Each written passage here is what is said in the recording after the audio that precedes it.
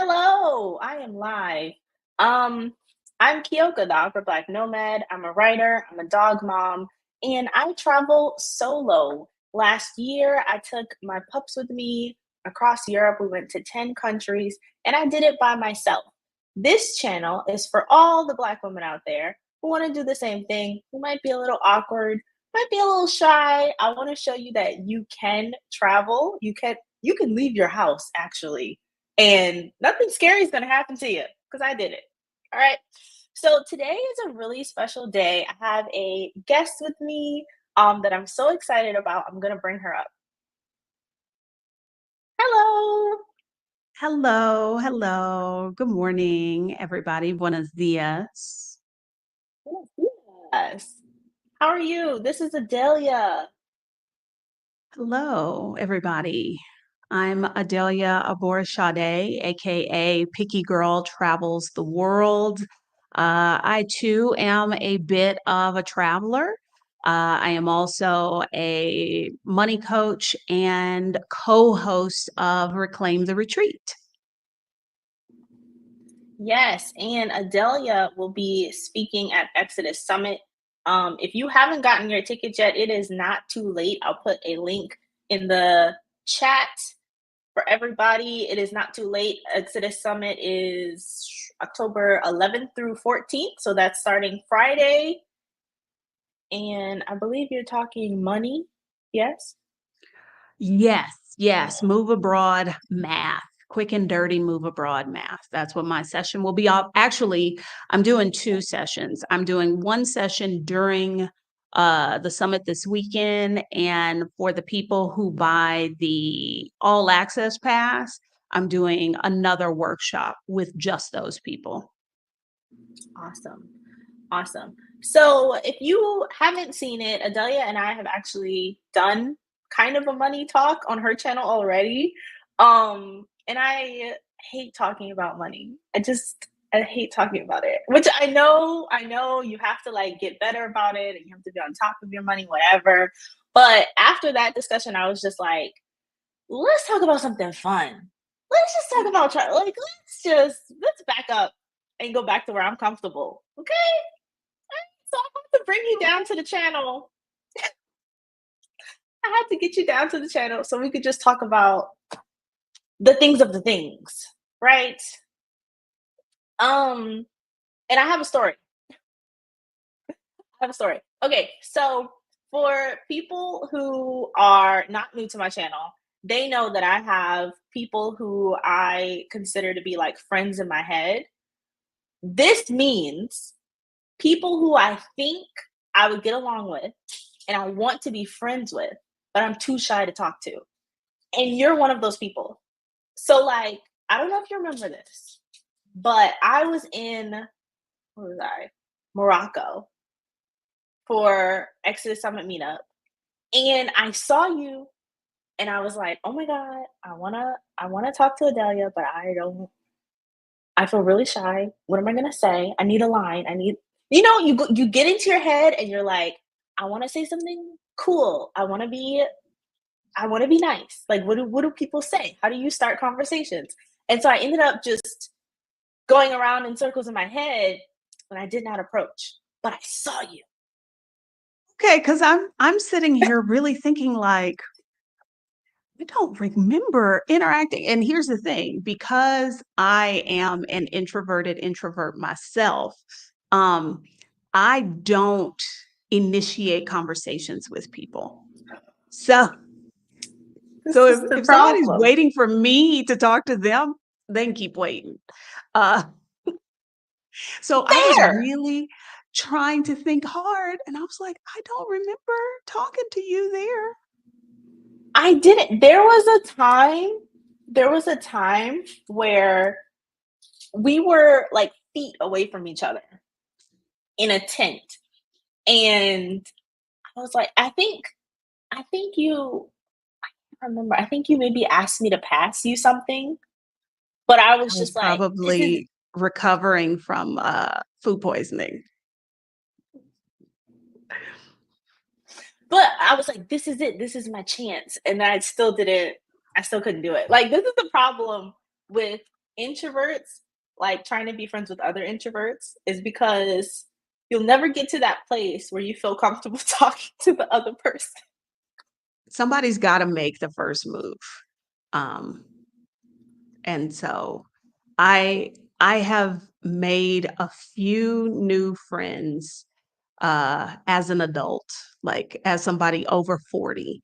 And I'm thinking about my current roommate and business partner. And um, we met because somebody happened to invite both of us to an event to have Ooh. drinks. And as we were talking, and I think the alcohol helped with the talking, I just kept thinking, I like her. I want to be her friend. Now, did I tell her that? No. I was like, I'll friend her on Facebook. That was like, that's a big thing for me because I don't friend people on Facebook. So I was like, hopefully she figures out this is me trying to be her friend. So yeah, I get it. You I have to get it. sit, you have to put the feelers out there and be like, hey, do you want to be my friend? Hi. Yeah, pretty much. Pretty much. So you talked about being an introvert, and that's why I wanted to bring you on the channel because this is an introvert united space, right? I'm calling all the introverts out there, calling all the awkward black girls. How did you even get started traveling, and how did you get the courage to start doing it by yourself? Um, how did I get started traveling? I have always liked travel and that sort of thing. And really, had I understood that solo travel was a thing, I would have done it a long time ago. But I came to travel basically, I would get like emails for deals and they would all be double occupancy. So I was always somebody because I was a teacher. I would have the calendar for the year and be like, where can I go? What could I do? But I always thought I had to go with somebody because I was like, the deal is double occupancy. And I was going the first time I went to China, got this incredible deal. 8 days in China for like $888. And Who that was really did that? airfare, that was hotel, that was tours, that was most meals. And so, got my best friend to go with me because I was like, I gotta go at this price. And because of the nature of her work, she had to cancel. And I was like, well, I'm just gonna go. And so like, it was never an issue of, like, I'll be alone and how to navigate it was never an issue of that, it was I thought that that was the only way to do it. Once I figured out that you could, like, book a hotel and book flights and kinda, like, put your own trip together, oh, then I was always gone somewhere. Yeah, that makes sense to me. I think so for me, I think it was the same, whereas not that it didn't work out me planning a trip with someone else, but just I didn't know that I could travel alone. Like I didn't know that that was a thing that people were doing because obviously I was spending a lot of time by myself anyways. But it's just like, oh, okay, like I'm spending time by myself in my apartment and eating alone, but the thought of like being in another country by myself just never occurred to me.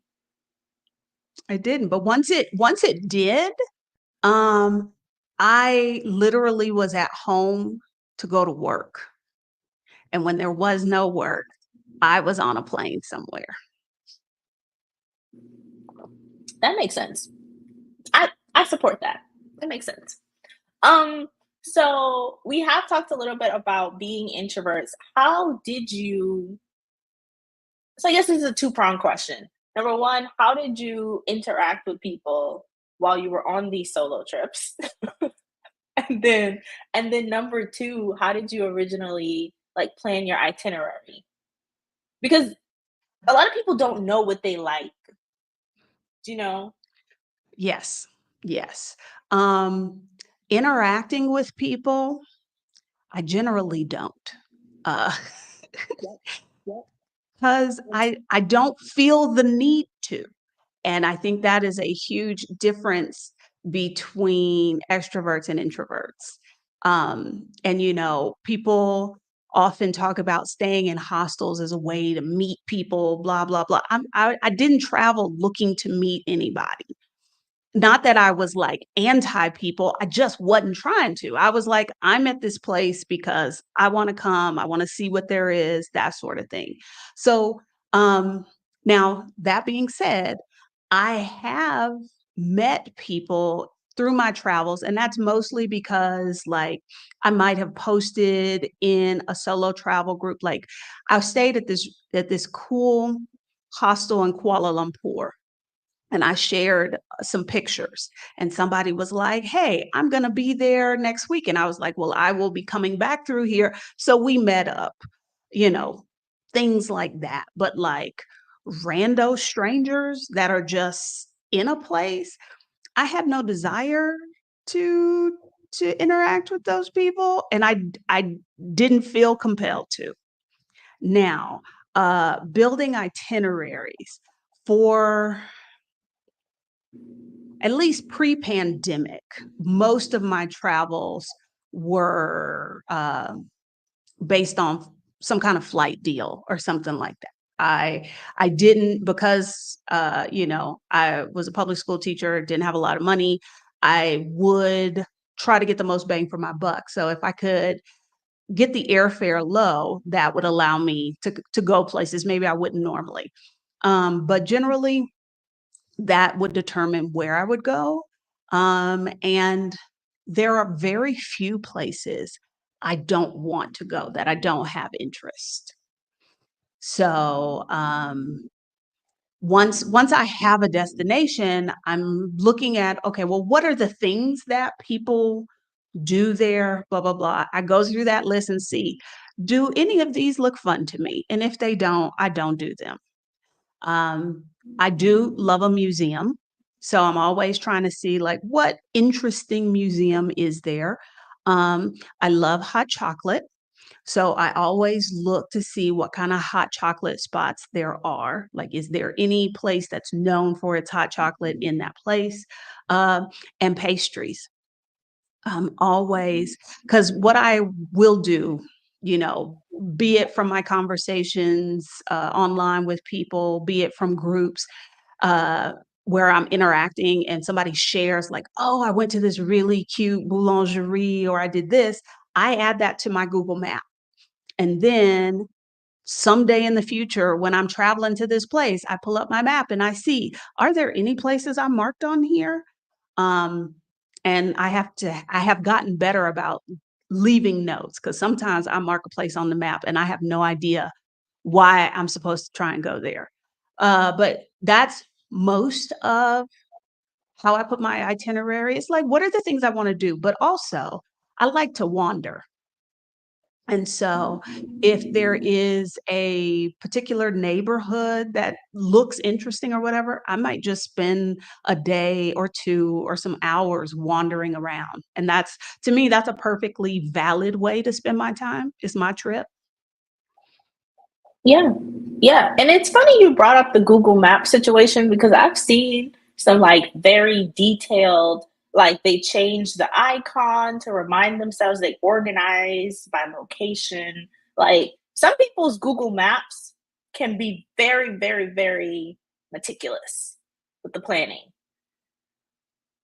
I'm not meticulous, but but if a place looks delicious or, I read about it in somebody's blog post, I will mark it. Yeah, definitely. Stephanie from Thriving on Enough says, once you see the light, you can't go back. That's true. Once you get used to traveling, you kind of you always want to be out. Very true. Buenos dias, Katrina. Everybody, if you are watching the video, please drop down in the comments and say hello. Let us know where you are. Please like the video as well. Katrina says her sweet tooth just high fived you. I believe it. Yeah, I don't believe in, like, there are things you should do on a trip or vacation. Imma do the things I wanna do. So, like, I went to Budapest, And literally, I had a list of like 15 places to get hot chocolate. And that is what I spent my time doing. Yes, I agree with that. I agree with that. You also mentioned museums. I feel like for me, museums count as like a social activity because it's it's a space where like I'm having to be around people for an extended period of time, but ultimately I'm by myself. So I give myself double points for museums when I've outside never check. thought about it. I've never thought about It is. it in those terms because to me, the other people don't exist. Like that is how unconcerned I am about other people. I will pick a museum like because it has something quirky about it. Like when I was in Beijing on that trip where I ended up going by myself, there is an anti-Japanese museum. And the fact that the name is that, I was like, I gotta see it. It was way, way, way far. I had some difficulties getting back to the hotel, but I made it. I'm here today. But if there's some strange, weird, quirky kind of museum, I'm definitely there. But I've never really given thought to the other people there. I like that. We don't think about other people. Yes.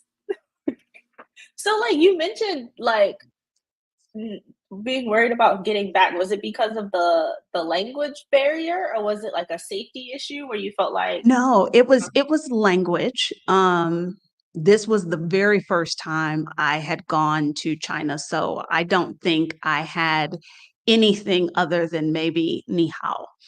The people at my hotel, I went to the concierge and I was like, "This is where I wanna go."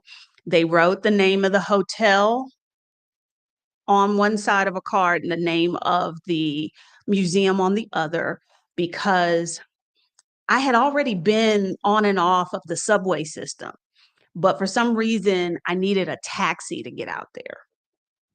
I didn't think through, how do I get a taxi back? Mm, And that proved to be difficult, and because it's China, Google Maps don't work, and I was completely unprepared. I did not have a VPN, so I just kinda wandered around until I found a metro.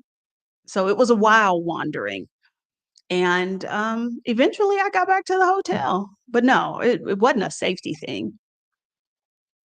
I love that for you.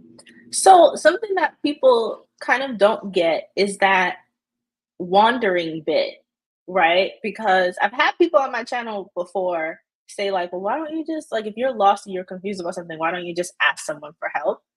But I think, number 1, I don't really like talking to people. But number 2, I kinda don't mind being lost. I always feel like I'll find something, like, I'll figure it out somehow. Do you get what I mean? I yeah, I'm with you. I don't ask strangers questions unless, like, I don't have any options. Like, Yeah, I'm or all out just of options. yeah. I'm not but also this was a place where nobody spoke English. So and I had no I had no Mandarin. My phone wasn't gonna work because again, I was ill prepared for this trip. And so it didn't really occur to me. I just kind of I mean, like, I figured if I couldn't find a metro, I would eventually go in someplace and just show them the card for the hotel and, sort out how I was gonna pay for it or whatever. But, I don't know. I'd like to travel very independently. Like, I like to be able to wander and just explore and just see, and places where I can't do that, I find that I don't really enjoy. And that was when I ended up living in China a few years later. That was one of the things that I did not enjoy about it because of the language, because of the map situation. I couldn't just wander freely and go wherever the way that I normally travel. Yeah. Yeah. Sidebar. Because I grew up watching Asian dramas, I have a little bit of useless Mandarin under my belt. Like I can say I love you. Like Asian dramas are like telenovelas in that they're ridiculous. So like when I speak Mandarin, I only know the phrases that are absolutely ridiculous that you can't say to strangers. When I a school I ended up working at developed our county has a partnership with a city, a sister city kind of relationship. And so my principal was like, let's do a partnership with the school. And their kids came to our school, and our kids were supposed to go to their school. And I had such a reputation for being a traveler. I was like the first person. She was like, well, of course you'll go. And so, in preparation for that trip, I had hello, thank you, and I do not want that because as a picky eater, I figured that was the most valuable thing I could learn to say. After living there a year and a half, I can say I don't want vegetables and I can ask for something to go. That's So the extent of it. I okay, I want to talk about a lot there because, and I've said this before, I have a sister who is the quintessential picky eater. She doesn't have a passport, and so when I was traveling, I was always like, you need to come and visit me. When I leave the U.S., like, I want to know that you're gonna come. And she's like, I can't go because I don't want to eat anything else. I don't want to eat anything new. I don't want to go out there wherever you are and starve. So, what advice do you have for picky eaters who are afraid to travel? And I hope my sister Well, Xavier is listening. I learned the very first trip I took where I needed a passport. I took a group of kids to Italy and I nearly starved to death because being in the United States, you can have it your way. That shit don't fly in Europe. And so I like, even at the McDonald's or the Burger King, and you'd be like, "Well, I don't want it with this or that." They just hand it to you already made and be like, "Tough." So, between that, not being able to choose what was on my food, and we spent a lot of time on the bus, which meant we ate at a lot of, auto grills, like, gas stations, and the sandwiches, those sandwiches are already made.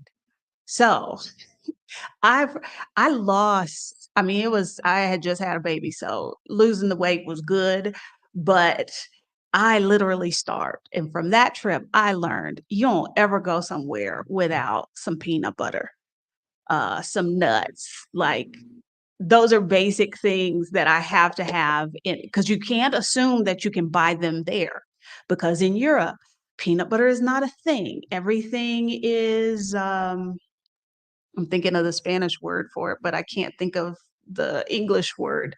What's the nut that makes Nutella? Hazelnut. They're big on that, not peanut butter. So always like the basic things like that. Those have to go with me. Um, and then outside of that, I try to pick things that don't require me to change much.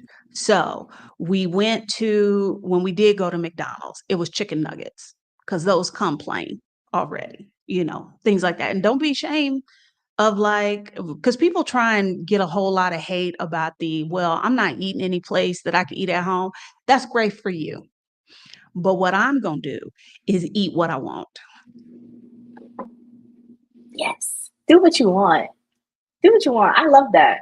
Because I think it's already such a big leap to go into a foreign country that it's like, why you gotta push yourself? Like push yourself as much as you can that day. You know, you don't want to be worried Yeah, about what you're gonna eat. no, and living in China, that was hard because, um, 1, Chinese food is all about vegetables and rice, 2 things I don't particularly like eating, and culturally, that is not a place where you question your food. Somebody put a plate of food in front of you, you just supposed to eat it. And then here I showed up, and with my friend, the colleague I worked with, I would be like, "Ask them what's in it." And they'd be like, the stunned looks I would get, like, "What the hell does she mean, what's in it?" And I was like, "What is in it?" And they'd be like, "Meat and vegetables." Well, what kind of meat? And again, that stumped them because 'cause they're like, "What do you mean? It's meat." So, um, it's there are some places it is easier for me to get by than other places, but I'm not gonna let that stop me from going to travel somewhere. Yeah, absolutely, 100%. Hey, Marissa, how are you? Hey, Travelmatic. Adrian, what's up? Yeah, meats and cheeses are big in Europe, which is actually good because it's like you can kind of build your own snack pack and carry it with you. But I will add that I also know my limits. Like, there were several, because I traveled any way I could. So if that meant there was something that they offered through my job, or like a Fulbright or any kind of like grant program that would let teachers travel, I'd always apply for those. But one thing I never applied for were homestays, because I don't want anybody, some little babushka somewhere, trying to figure out how she's gonna feed me when, like, her means are not that great. So I also know what my limits are. And so that's something I never try to impose on other people and make their life difficult so that they can feed me. Yeah. And I would say too, like in my experience, the little babushkas, they always want to feed you. And it's Yep. they don't accept no, they don't accept I'm fine, and they will overfeed you, in fact. So if Yeah. you have trouble, if you have trouble and you're picky, you definitely don't go by the grandmas, the nonas, and the abuelas. They will stuff you. Um, Bayesian Alpha has a question. Would you recommend China as a must visit Asian destination? Give your honest Um, answers. no. Um, my time in China was difficult. There are plenty of people out there on the internet will tell you how they love China and it is great. Is it a must visit? I guess it depends on what your criteria are. If seeing really well-known historical things, like, is it great that I got to go and stand on the Great Wall? Yes. Um, but like after I did that and, saw the stuff, I was like, I never have to come here again. And then I ended up going again and ended up moving there. Um, I don't know, because I feel bad saying no to this question, but I am not a fan of the Chinese, and that is primarily due to my experience there. I'm gonna clip this and of this interview. I'm gonna clip it and make it a reel. I'm just kidding. um. Okay. So, how are what are some of the ways you handled that language barrier? So, like, not just Chinese, but like you've obviously been to a lot of countries where English probably isn't predominantly spoken. So, how do you kind of navigate dealing with the language barrier? I Language barrier, I never really consider. I know some people that will be a roadblock to keep them from visiting a place. Um, and even in the days before Google, uh, what is it? Google Translate, you just buy a dictionary and you mark the things that you think you're going to have to say, and you use that. But like now in this world that we live in, primarily, I generally try to be able to say please and thank you, because I think niceties go a long way no matter the language. Um, what I did learn from living in China, living in Kuwait, traveling to Turkey.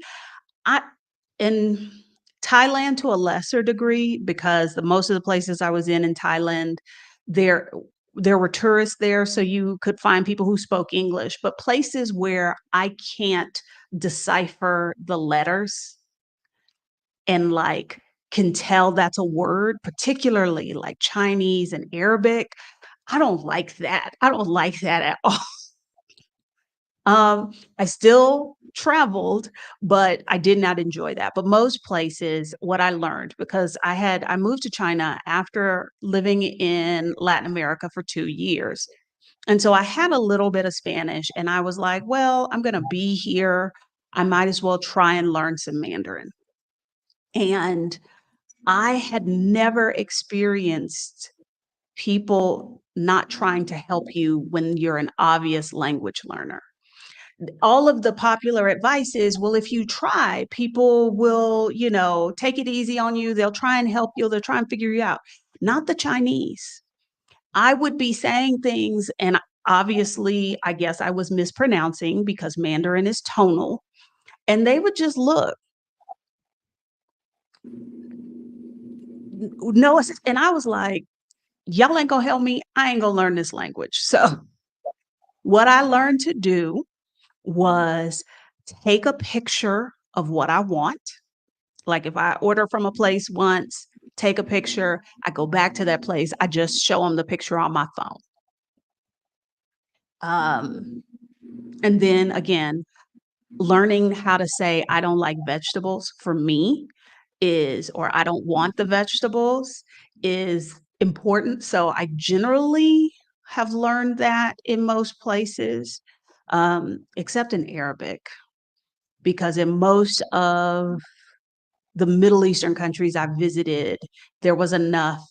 English was kind of like the lingua franca, the language of business. Generally speaking, I didn't end up someplace where nobody spoke English. So I use Google Translate. And here's the other thing, body language. You can tell a whole lot with body language. Um, and there have been times when people are speaking like Mandarin, and I was like, oh, she's telling us we have to move and go over there. I didn't understand what she said, but I could tell from the way she was saying it, that's what she meant. So between Google Translate and a little body language, but Yeah. I don't let a language barrier stop me from going somewhere. Yeah. I don't think it should. I don't think it should even be intimidating because I know some people who are like, I need to at least be, I don't know the levels of language learning, but I need to at least be conversational in a country before I can ever stay there for an extended period of time. And I don't I don't think I I'm don't think conversational in Spanish. I'm barely conversational in English. So this is what you're gonna get at this point. Um, but you talked a little bit about when you reluctantly talked about countries that you didn't like. So we know China is one of them. Do you have any like best and worst countries? Like where's the best place you've been to? Choosing a best country, I think, is hard for me. Um, I will say there are places like I would go back to. So, like Iceland, ridiculously expensive, but physically beautiful. And so I want to go back. Um, I'd put Italy on that list as well because, like, your girl loves a noodle, and I got all the pasta and gelato and wine I could ever want. And so there's that. I'm trying to think. I mean, I have more than favorite countries or best countries. I really have cities that I like because I am a city girl. I like urban spaces. Places that I don't ever need to go ever again would be China, Kuwait. I'm probably not allowed in that country anyway. Um, but like I'd go back to Qatar. Um, I'm trying to think. I don't know. I for a long time, I wouldn't repeat places just because I was like, "I wanna go someplace new." I'm a little less into that now, but I'm trying to think, were there places I'm just adamant about no, other than China? This seems Um, like it seems like we're bashing China. I've never been to China. I just want to say any opinions here do not represent the Awkward Nomad brand. Um, as far as I'm concerned, we love China. Okay, never been well, there. it just is not that very first trip I was on, that was a week. And before that week was over, I remember telling somebody, "This is the most alien place I have ever been." And it just there are a lot of times I go someplace and like people don't like Mexico City, and I get it. But all of the things that make people hate Mexico City are often things I love about it. With China, I'm sure there are tons of people who I'm not gonna do is tell people, "Don't go to China." Where people mess up is they ask me my opinion, and so my opinion is based on my experience. I don't tell people, "Don't go." But when people ask me, "Well, what did you think of it?" Then I'm gonna say, "No, I did not like it. It was muy malo, no." That's But I fair. didn't That's really answer fair. your question about best and worst countries or favorite and least favorite, because I will go most places, except like if a place is just about, like, going to the beach and, like, doing nature things, I probably won't go there because I do not enjoy the beach. I don't like the Neither do salt, I don't like I. the sand, I don't like the heat, I don't like the water. It's not my jam. So, like, Dominican Republic, I'm sure the beaches are gorgeous. I just have no interest in seeing them. Yeah, I've heard that before just because I've gotten that response before because a lot of people will ask me why did I start traveling in Europe when like the Caribbeans are right there. You know, you can go down to Mexico. And I'm like, well, it's hot. And I don't really like a beach. I'll sit on the beach, but I can't swim. So I'm probably not gonna get in the water. Like when I was staying in Spain for 2 months, I probably got in the water like twice. And I went to the beach, but I only got in the water twice because I don't like it. I don't enjoy it. Yeah, I don't enjoy it. Not last year, the year before, I got, a apartment in Zihuatanejo, but it was to look at the water, not to, like, be on the beach. I had no intention on getting in the water. I had no intention on touching the sand. I just wanted a nice view. That's fair. That's fair. JG says I was in Chiang Mai for 9 months to teach and coach youth football. It was the most foreign place I've been as a brown person, but it was fun, oddly. The So other night, I met somebody who is Chinese, and their partner who is Mexican asked me how I like China, and I was like, "Mm," and then the Chinese person was like, "Where in China?" And I told him, and he's "Yeah." Like, yeah, even the Chinese don't like it. but do you feel like it's different navigating that space like as a brown person or black person? Like was it one of those places where you felt like maybe it wasn't just the language, maybe it was the color of your skin? Oh, definitely, but they don't love foreigners of any color, to Yeah, be that's fair. honest. You get more attention, I think, or for a lot of my experience, you get a lot of more attention if you are fair and blonde, but also, if you are a browner person, you get othered a lot more. So definitely, if I was a white person, I probably would feel differently about it. Hmm, that's interesting. That's very interesting. Um, so is there any place you think you would get a second residency other than, well, I guess it would be third, right? So I mean, I don't count the US. So I have permanent residency in Mexico. I would like to get residency in at least one other place. Um, where that place is, I don't know because I'm picky.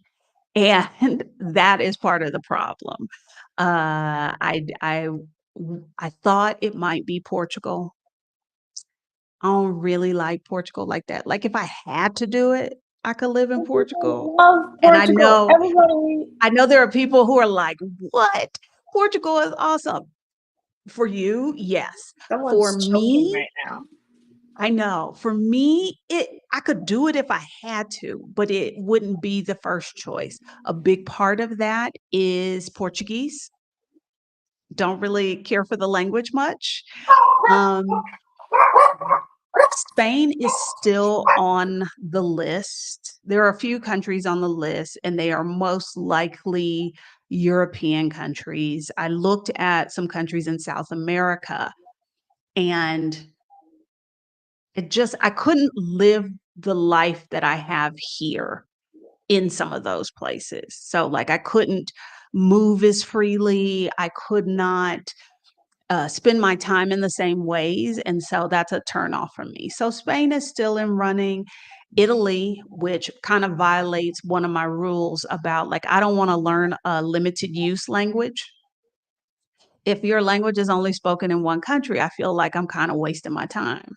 However, So you're Italy is still in the running, so that violates my rule, but whatever. And you're maybe on the colonizers the to dictate. maybe the Netherlands.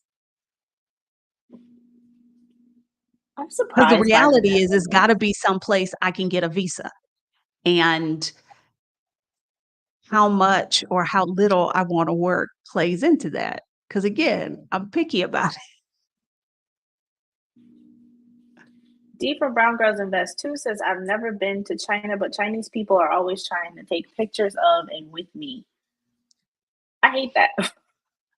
I hate, do you know the first time somebody did that to me, I was like in kind of a remote place in Albania, and I thought that they were asking me to take a picture of them with their kid, but they were trying to get me to take a picture with their kid. And then I was like, wait a second. This is what people talk about when they say that like black people are treated like zoo animals. Like this is the moment. This is the moment where But it's like see, we've never the seen a black person Albanians before. asked. They Asked. the Chinese don't. And it don't just have to be because 'cause you're Black. Like, I worked with a white South African, and they had 4 kids. So when him and his wife and his 4 kids went out, that caused a ruckus because this was still one-child policy time. So they were blonde, they were white, and there were a bunch of them. And people would just start videotaping or taking pictures. I worked with somebody who was Nigerian, and so when him and his wife and his 2 little boys would go, they would get mobbed. Like, whatever I got, they got it 100 times worse. Um, so that's different. And that's for me, that is really the only place I ever experienced it in that way. Every so often here in Mexico, somebody will ask for a picture. It's never me by myself. Apparently, what did I asked somebody on a date once, and what did he tell me? Because I was like, "Why is it like people don't try and take my picture?" And what did he tell me? He said something like, "Well, you don't have a unique look," or something like that. He said. But when I am with and looking at it, it's people who are, if there are a group of us, if there are like 3 Black women, we're more likely to get somebody who asks to take a picture, or if I am with somebody who is darker skinned than I am. But me by myself, I don't get it a whole lot, except in China. You have to have the "don't mess with me" face. Adele, you be Yeah. asking people out on dates? I don't believe it. No, I don't. This was a million years. Wait, wait. I took all This my was a dating million. questions off the list. I wasn't even gonna Okay. do it. No, because this was a million years ago when I first moved to Mexico, and I was still like trying to date people, and I was trying to meet locals. And I stopped that real quick. But thinking about dating, because somebody just asked last week, they were like, "So you just," I was like, I'm, I don't have enough, what do you call it? Willpower. Enthusiasm for it. I don't have Yeah. any. And somebody was on Rashida Dow's channel and mentioned some kind of nomad dating site or whatever. They had a Facebook group. So I joined the Facebook group. And as I'm scrolling through this, I was like, I don't want to talk to none of these people. And so I was like, see, that's the attitude right there. That means I should not be in this space. So no. Um, That's fair. if there was somebody I wanted to date, I'm not opposed to asking them, but the reality is ain't nobody I wanna date. I understand completely. So we've talked a lot about travel. And if you guys have travel questions for Adalia, please drop them down in the comment section. Even if you don't have questions, say hi in the comment section, like the video. But now I kind of want to transition. So something we talked a little bit about while we were on your channel is kind of like, being a young millennial, like in my 30s. And I love talking to people who are a little bit older than me just to see, like, what were you like in your 30s? What was so important to you that you felt like was holding you back? Like, what are some of your fears from your 30s? Asking me this question is unfair because I got married when I was 19. By the time I was 30, I was somebody's mama multiple times over. I had a mortgage and all of that kind of stuff. So, like, at 30, I don't know. I was shocked I was 30 because I never really thought about getting older than like 21, 25. So anything after that, I'm always like, wow, I'm still here. Um, I would say that when having said all of that, in my early 30s, I was starting to get disenchanted with things like because I had checked the boxes and I was like, this stuff ain't as great as everybody makes you think it's going to be. And so I was starting to like question, is this it? And so that pretty much that decade, that's pretty much what I was doing. And then I Is decided this at the end of that decade, if this is it, this can't be it. I gotta be out here doing things that I really want to do. And doing this ain't it. Yes. And okay, so like one of the reasons why I wanted to talk about this is because I was watching there's this sitcom with Natasha Rothwell from Insecure, who played Kelly in Insecure. And it's called How to Die Alone. And she's about 35, single, no kids, kind of working like a dead end job, right? And I'm watching this and I'm like, this is so depressing. Like, is this what people think we're doing? Like, I there's think this that's what a lot scene. of people are doing. So I want to say, hey, if you're in your house, please come out. Not all of us are. The thing is, if you in the house because you wanna be in the house and you love being in the house with your stuff, that's your business. But if you are in the house and you are wishing you could be traveling, you could be hanging out with cool people. You could be learning to crochet or do needlepoint or whatever. That's different because that's I want something, but I'm not taking the steps. I'm not moving toward doing that something. And Yeah, life is too exactly. short not to be doing that. Yeah, and I think so if you are somebody who is kind of a loner, I think that's okay, right? So one of the reasons why I started my channel is because like I'm an awkward black girl and I like being alone, but it's finding joy in the things that make me happy. So sometimes that is like sitting on my couch or like reading my books in my nook or whatever. Like if you're gonna stay in your house, that has to be like a safe place and not a place where you're like longing and wanting something or whatever it is that you can still want those things, but not this like desperation or depression that comes along with not having it. So I want to have more people on my channel who are on the other side of that, who have, like, gotten past, like, all of that, like I yeah. literally blew my life up. Um, like Yeah.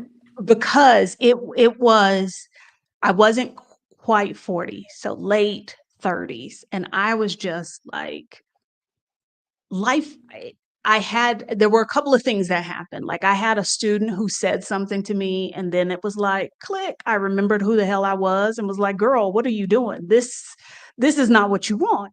But also the idea of we often have dreams, but we don't take our dreams seriously. We kind of downplay them like it's okay for me to dream about that, but I can't actually do that thing.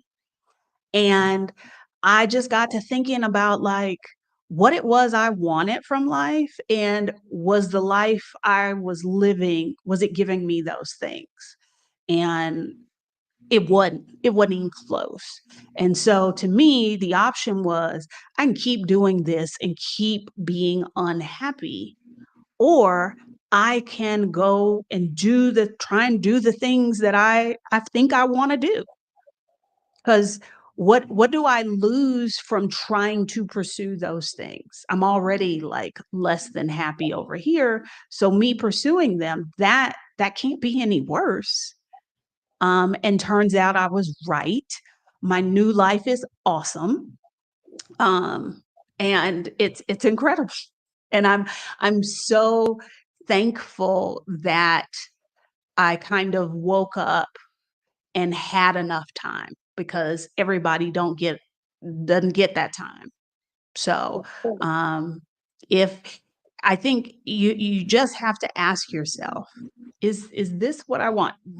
Let go of, well, this is what my mama told me I should expect out of life, or this is what everybody else seems to be pursuing. So let me pursue that. It's let go of all of that because none of that shit matters anyway.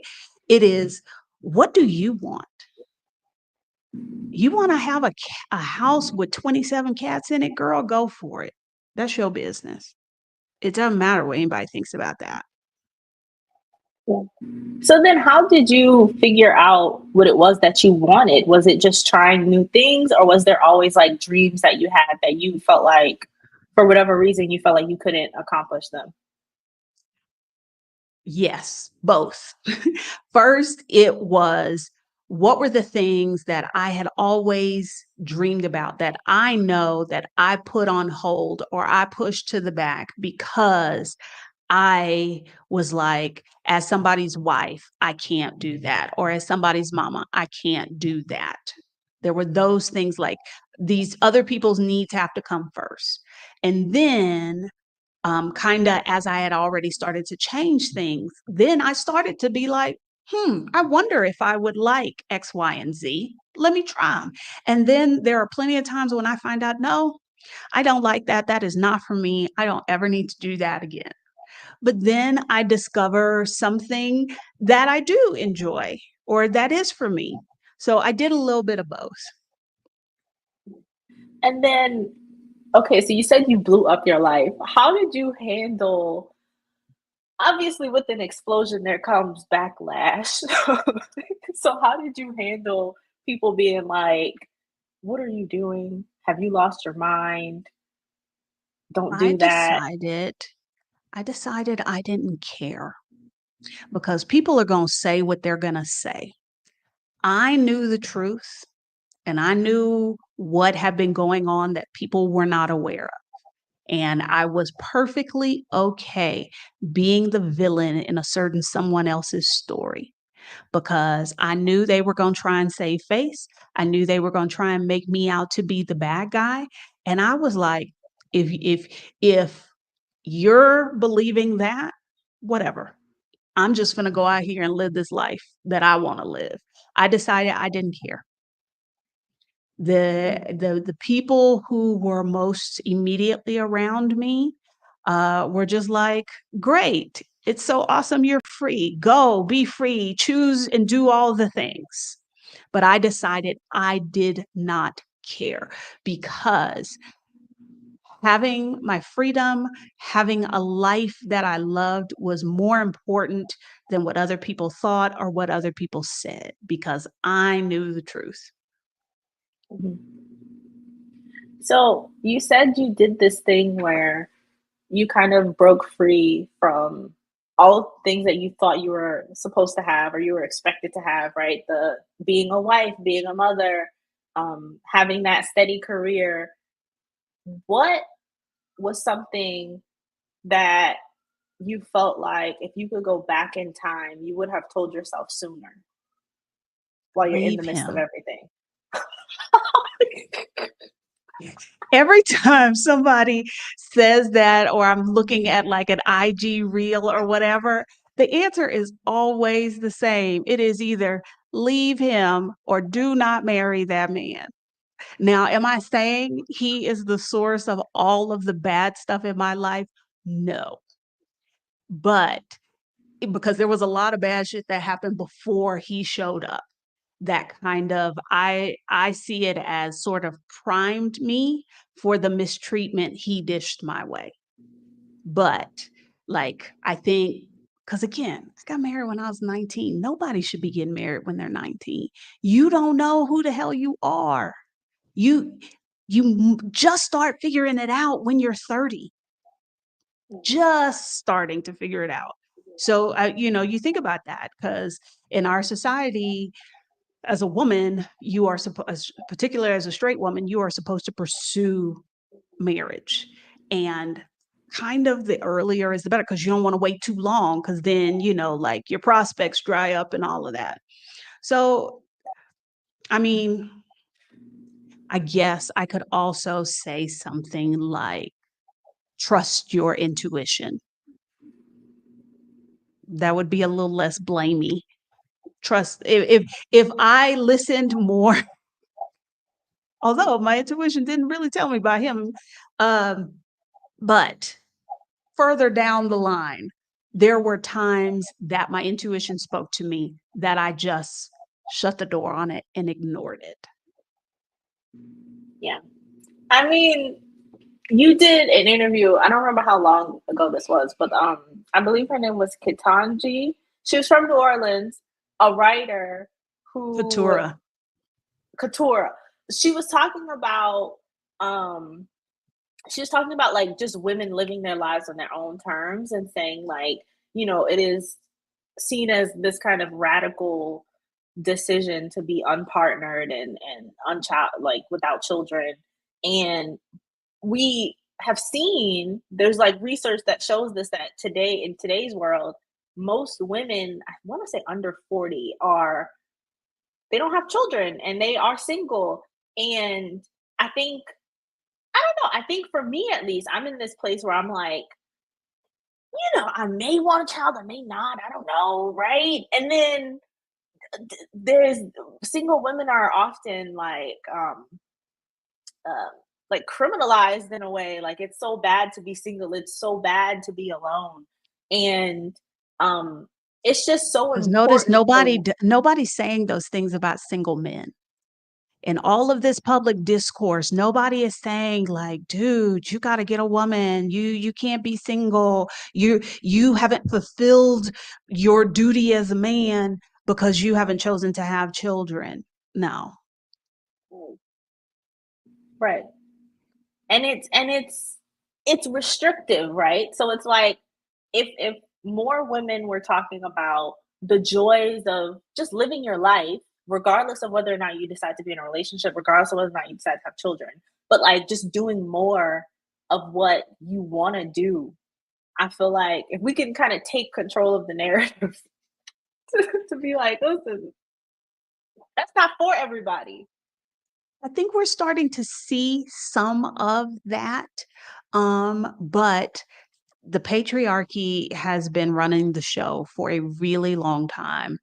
And there are a lot of people, unfortunately, who think some of these ideas and ideals are theirs when really they're not. They've been kind of forced on them by the patriarchy. So undoing that, um, there's still a lot of work to do, but we're making progress. That interview with Katura is one of my absolute favorites, and that is the one where I get people who either see me in person or message on something, and they're like, "That episode right there, like that was what I needed to hear."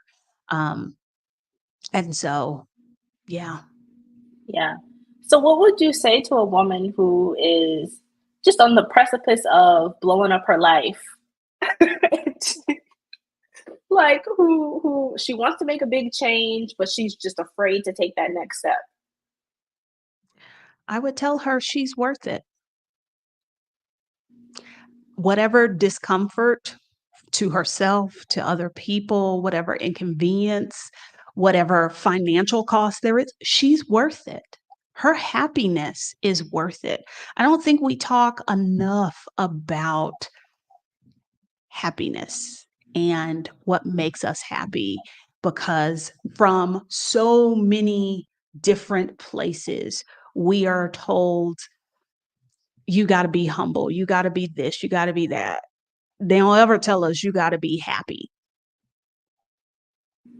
Yeah. And so I that's what I would say. She's worth it. Her happiness is worth it. 100%. 100%. Um, so what has been something that you've learned about yourself in the last however many years? Like just going on this journey, what's been something you've learned about yourself? Oh goodness. I wish I had something super like positive and uplifting um to say in response to that, but I don't. One thing about me, I'm gonna be honest, and it don't always be what people want to hear. But surprisingly, when I ask this question, people have answered things that are like not necessarily good that they've learned about themselves. So I'm just Yeah. curious. What I have learned is the depths of the damage I suffered in my childhood are far deeper than I had any idea. And how that then set me up to make some choices that weren't good. Now, it's and I don't want anybody to feel bad for me or anything like that, but it's sort of when you realize why you do certain things or why you are a certain way or why it's when you get vocabulary to describe something. Like for the longest I did not know the word introvert. I just knew I was different and I was always made to feel bad and defective. But once I had that word and I understood what it meant, like it was very, very liberating because I understood what was going on with me. So in that way, that's what I've learned is like you thought you was fine, but you really weren't. And I'm on the road to being as fine as I can be. But, at 19, 20, I thought I had it all figured out and I thought I knew everything and I ain't know nothing. You know what I'm gonna say? Y'all grew up rough. Mm. We did. We did. A lot of y'all think y'all fine and just moving along. And it's my generation that came through with the language Yes. and And telling y'all I y'all need to think go to that's therapy. why I would say older Gen X, like those people who are on the cusp with the boomers, um, they I think that's part of the reason they are upset because to find out that, hey, you weren't really okay. You're not really okay. It calls into question everything that you believe to be true, that you've based these foundational decisions on. And that's an uncomfortable place to be if you don't have anybody to talk to about it, you know? It's really scary. It's really scary. And then Marissa and I, Marissa Price and I talked about because you mentioned feeling like you were sort of defective just being an introvert and not having the language for that. And in another video on my channel, Marissa and I talked about how introverts are often received as, you know, being rude, being stuck up, like being heavily criticized for not being overtly sociable, for tapping into black girl magic and not doing it the right way. Like there's this one image of what it means to be a black woman that we all have to live up to. And anyone who falls short of that standard feels like they're less than. It's so difficult. Yeah. Which once you realize that all of those rules are BS and they're all made up, somebody decided that that was the preferred way to be. Once you realize it is all made up, it's very freeing and you can let go of a lot of that. Into the matrix, right? Um, this is another Marissa. She says she's a woman in her early 30s, focused on self-discovery, traveling, and developing streams of income. Okay, coins. I have never been married or had children. I've often been criticized by men for it. We actually don't listen to men on this channel. Decentering men and their thoughts and opinions, life changing. When you were on my channel and you talked about how you had this kind of new world view because of your travels, once you decenter it, because we've been conditioned to believe that what a man wants and what a man we're supposed to try and deliver that for a man. It's like when I went natural at 35 and somebody asked me, well, did you ask your husband? Like, and I was like, this is my head. What are you talking about? But again, I'm supposed to look a certain way for him because I had long straight hair when he married me, that kind of stuff. So yeah, when you decenter men, it is a whole new world. Yeah, yeah. I know people say that too. Like you'll never find a husband with your hair like that. Men don't approach women with natural hair. Like all kinds of criticisms about how I need to change my appearance to and by the way, a fictional man, because there is no husband, there is no boyfriend. It's a fictional man. I'm supposed to move my life around, change the way I look for somebody who don't exist and may never exist, to be honest. It's crazy. It's insane. Because But yeah, if you don't have a man, you're supposed to be striving to get one because you're not supposed to feel complete without one. And a woman who is out here living her life, having a ball, and there is no man like that. Again, what I told you, people don't like being forced to question their long held beliefs. Now, everybody's told them she's supposed to be trying to, you're the prize. She's supposed to be trying to win you. And here she is out here gallivanting the world, having fun, doing her own thing, not the least bit concerned. So, what does that mean about you as a man?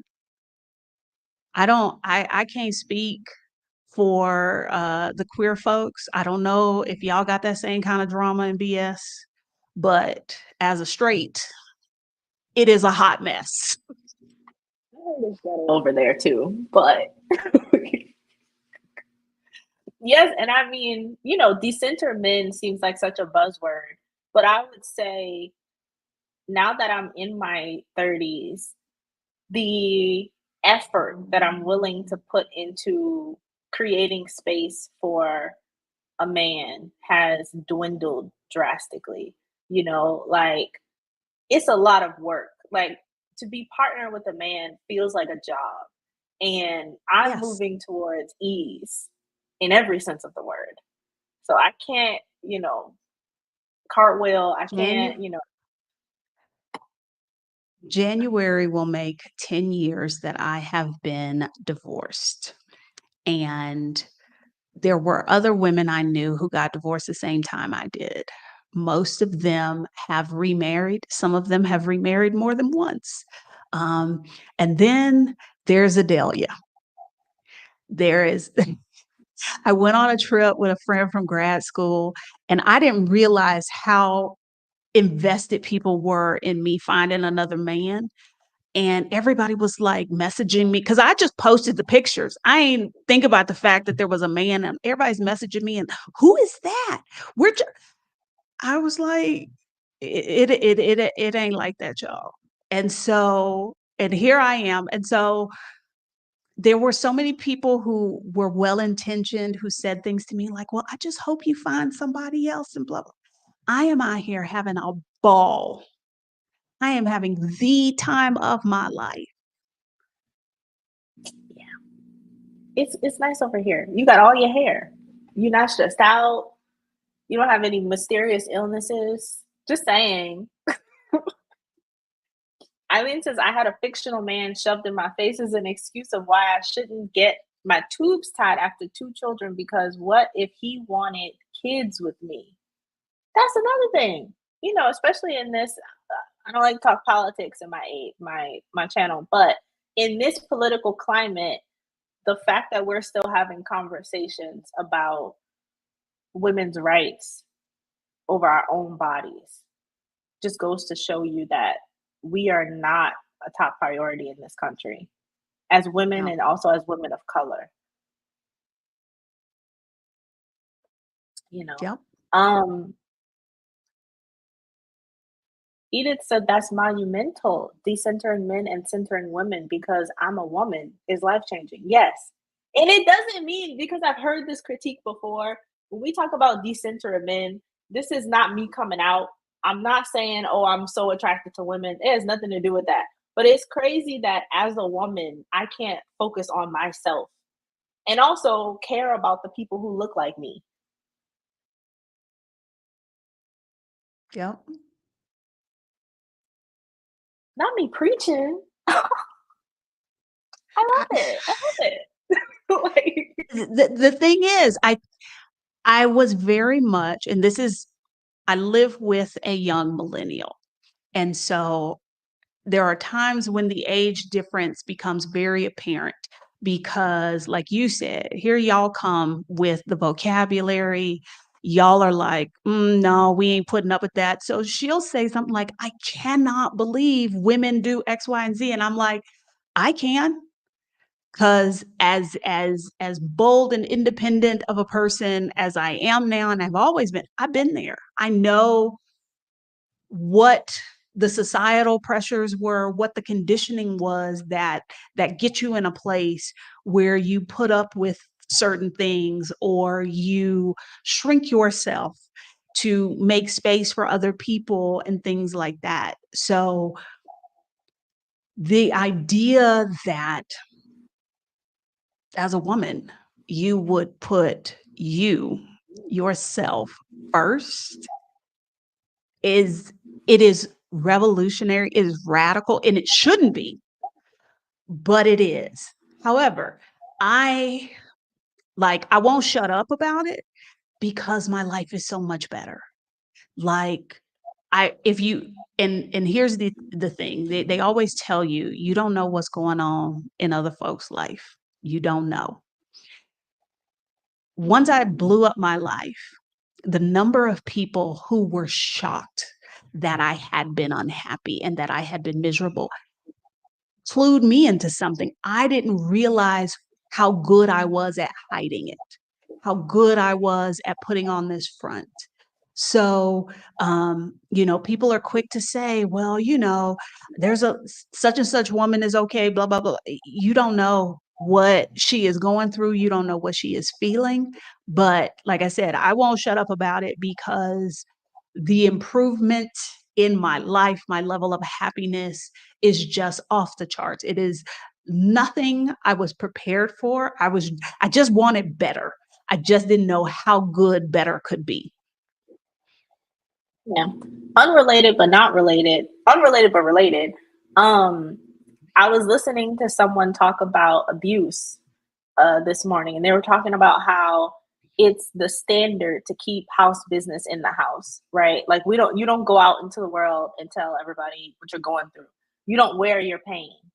And I think part of it is just being a black woman and forced to like present well, right? Like you're supposed to be successful. You're supposed to be happy. Um, but not really talking about the difficult parts of it. And I think as more women speak to the struggling or the misconceptions of the life you thought you wanted, I think that's how we look behind us and we pull our other sisters up. We say like, listen, you don't have to do it this way. You don't have to go through what I did. And the creation of safe spaces where you can say those things out loud. Like, I know there were tons of women who had no interest in having children, but didn't always feel safe being able to say that for fear of what other women might say. You know what I'm saying? But so it's like things you kept inside because the people who you should have been able to talk to about it weren't necessarily a safe space for that. Yeah.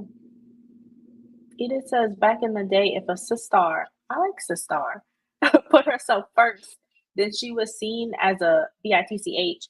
I don't curse. Now I know better. Those sisters are the true stars. That's true. That's really true. And I think like the more women put themselves first and they live their lives out loud, so we can see, right? Like we have to see how you're doing because if we can't see it, we can't replicate it.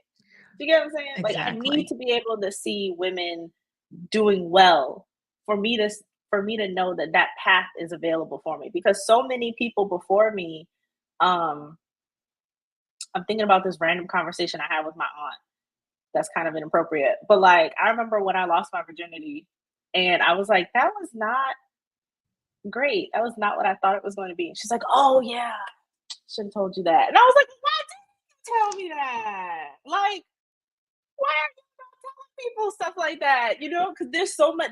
And when I look back, there's a lot of times like that where I was like, why didn't you say something? I could have stopped myself, or I would have adjusted my expectations. Like, oh, but I'm reading comments. If you have any questions for Adelia, please drop down in the comment section.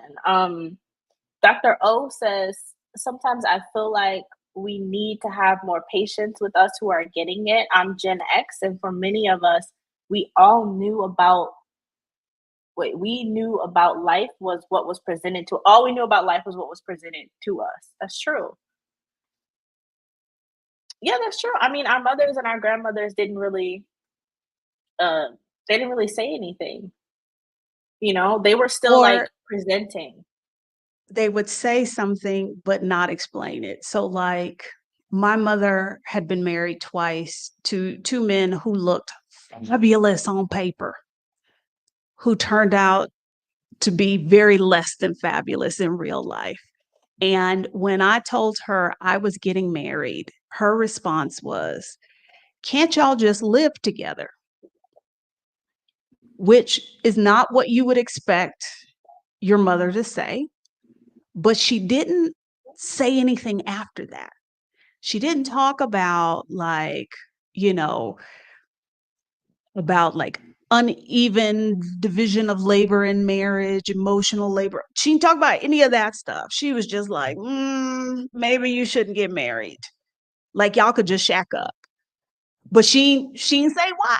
She didn't say, look, I married these two men and they turned out to be pieces of crap. Like she didn't say none of that. So I'm like, if you gonna say something, say all of it. Say it with your chest. Speak up. That's true. That's true. So you talked about how happy you are right now living this new life. What has been the most surprising thing that's caused you joy since blowing up your life? Hmm. The most surprising thing that has caused me joy? I don't know that there is a surprising thing, but I am surprised by how good life has been. So that's kind of a non-answer to your question. Like I can't think of like, "Oh, this was a completely unexpected thing I didn't see coming."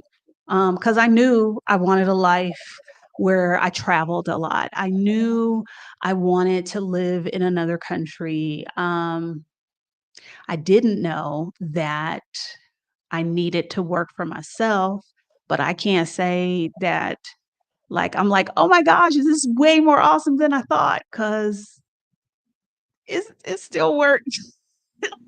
It's better work, but it's still work. So yeah, I think that's what surprised me is I thought it would be better. I wasn't expecting it to be so much. Mm. Mm. I think I always kind of knew I wanted to work for myself because I don't like talking to people. Like, I don't like dealing with people. But yes, that's good. Marissa says the only sad thing is that some of my friends told me I should have tried to make it work with him because I've never been married. I'd rather have my freedom and peace of mind than a husband. Some of the girls not gonna get that one, but I get it. You have to remember that people you gotta what is it they say? You gotta meet people where they are? Like, they're telling you that because based off of what they've been told, what they've been conditioned to believe, that's the right response. It's not, but they believe it is, and that's where you just go, "Oh, bless your heart," and you keep on doing what you gotta do. And no shade, some of my married friends have only been married for less than 5 years and they're already looking to open up their relationship. So I don't Now, know. yeah, I got some words about marriage in general. I think it is ridiculous that first of all, we've taken what was primarily a business arrangement about property, and we've tried to dress it up and make it about love. Marrying for love is a very recent thing. But also, we are told we're supposed to marry for love, but we're not told or taught how to bring your life, your dreams, your beliefs and expectations together with somebody else and how to make that work where one person doesn't have to lose themselves for the sake of the other person. Because here you found this person that you like a lot and you're like, I love them. And but how are you supposed to meld y'all's lives together? Where is the model for that? Because everything you're told is it's love, it's magic, and it'll just work. And if it's not working, it's because you're not trying hard enough, which is not true. Y'all could be incompatible in a whole lot of ways that you never addressed because there was this affection there. This idea that I'm going to take my life and combine it with this other person's and it's going to be seamless and there are not going to be any problems and that I'm magically going to know them. Uh-uh. That ain't how that works. And it's also marketed to women differently. Men aren't being told to fall in love and No. go off into the sunset. That is That is a Disney So movie. you're already you've already been set up for failure because the way girls are conditioned versus the way boys are conditioned, very different. What they are expecting to get out of that relationship, very different. A girl has been told that he's supposed to complete you. He's supposed to be your other half. And then you try and have a conversation with that man and he don't want to hear nothing you got to say because in his mind, you get married because you get somebody to cook and clean for you and to put out when you want it. Again, y'all are already set up at a disadvantage. And then, I mean, let's not even talk about parenting. I thought about this because I have 3 grandkids and I am very determined that the little boy is going to grow up to be a man worth something if I got anything to do with it. Uh, but like somebody was getting a doll for the sisters, but not for him. And I'm like, and we wonder why men struggle at doing parenting tasks. When are they trained to do that? A girl is expected to take care of her baby doll and care and do all these things. But you buy little boys trucks and guns. And then we're shocked that they think taking care of their own children is babysitting. They don't see themselves as part of that. Yeah, we really do some things not the right way. Absolutely. Absolutely. And I want to go back to this. Marissa, I'm happy you left that man, by the way. Because there's a lot of, it goes back to people not knowing the full story. So, like, I read your previous comment that I won't put on the screen because I don't know how you'll feel about that. But there's a lot of things that go on in a relationship that other people don't know about, right? And so people are projecting expectations on you based on their own personal experiences or their skewed beliefs about what life should be like, right? Um, I'm happy you left that man. I think I think every woman has had a situation where they were dating a man who looked good on paper, who checked the boxes like they're supposed to check the boxes. But for whatever reason, you just weren't happy, you know? I've talked about it before. I was dating a guy who checked all of my boxes, but I didn't like him. And he really didn't like me. He just wanted to fulfill this position in his life. I'm a man who makes X amount of money. I want to buy a house. I want to put a wife in the house. I want to have children with the wife. It didn't matter who it was. It wasn't about me at all. So when I started living life based on what I wanted and put myself first, that's when I was happier. And this is not to bash relationships, this is not to bash men, but it's just more women need to put themselves first and think about what they want outside of partnership. You are a whole full person by yourself. And if you don't feel like it, you need to figure out what makes you feel whole. If you don't walk away with anything from this discussion, that's what I want you to take away. 100%. Um, yeah. I feel like I'm going on tangents. I'm getting hot.